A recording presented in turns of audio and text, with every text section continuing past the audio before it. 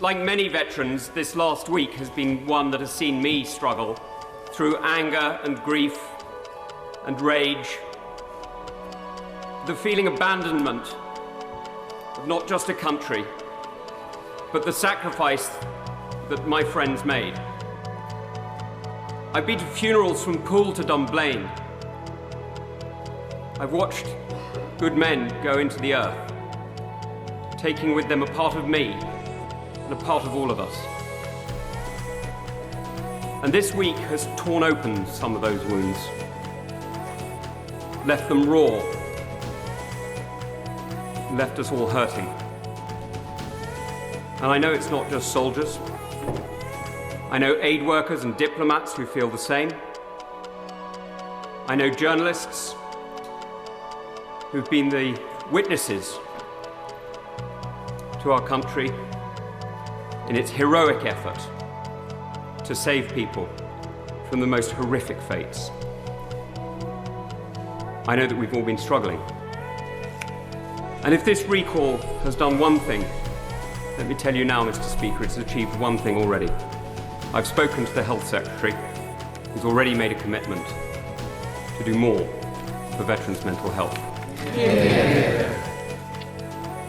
This isn't just about us. The mission in Afghanistan wasn't a British mission, it was a NATO mission. It was a recognition that globalization has changed us all. The phone calls that I am still receiving, the text messages that I've been answering as I've been waiting, putting people in touch with our people in Afghanistan, reminds us that we are connected. We are connected still today. And Afghanistan is not a far country about which we know little. It is part of the main. That connection links us also to our European partners, to our European neighbours, and to our international friends.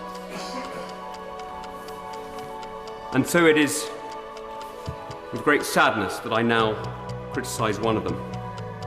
Because I was never prouder than when I was decorated by the 82nd Airborne after the capture of Musakala. It was a huge privilege to be recognised by such an extraordinary unit in combat. To see their Commander-in-Chief call into question the courage of men I fought with, to claim that they ran. It's shameful. Those who have never fought for the colours they fly should be careful about criticising those who have. Yeah. Because what we've done in these last few days is we've demonstrated that it's not armies that win wars. Armies can get tactical victories and operational victories that can hold a line. They can just about make room for peace, make room for people like us to talk, to compromise, to listen. It's nations that make war. Nations endure. Nations mobilize and muster. Nations determine and have patience.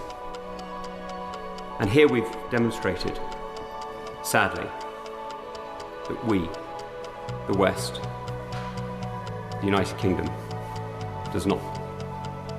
Now this is a harsh lesson for all of us. And if we're not careful, it could be a very, very difficult lesson for our allies. But it doesn't need to be.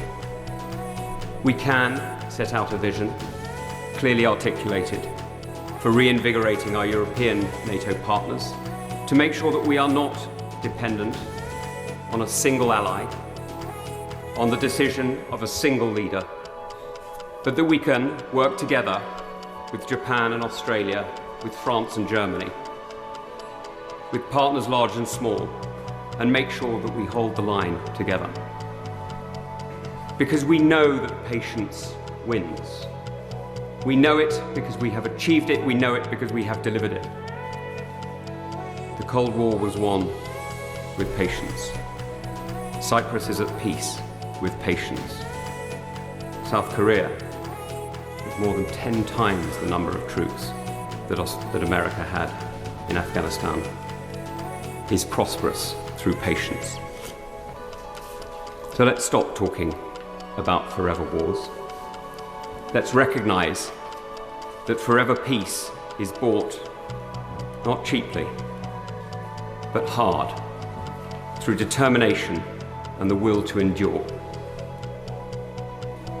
And that the tragedy of Afghanistan is that we're swapping that patient achievement for a second fire and a second war.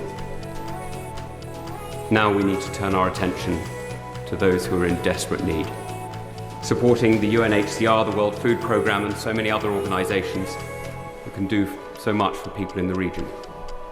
Yes, supporting refugees, of course I support refugees, though I'm not going to get into the political auction of numbers. We just need to get people out. So I leave with one image. In the year that I was privileged to be the advisor to the Governor of Helmand, we opened girls' schools. And the joy it gave parents to see their little girls going to school was extraordinary, and I didn't understand it until I took my own daughter to school about a year ago. There was a lot of crying when she first went in, but I got over it and it went okay. And I would love to see that continue. But there is a second image I must leave you with, and it is a harder one. But I'm afraid it is one that I think we must all remember. Wait, only for a minute. And I wonder if you could say a bit more about that second image.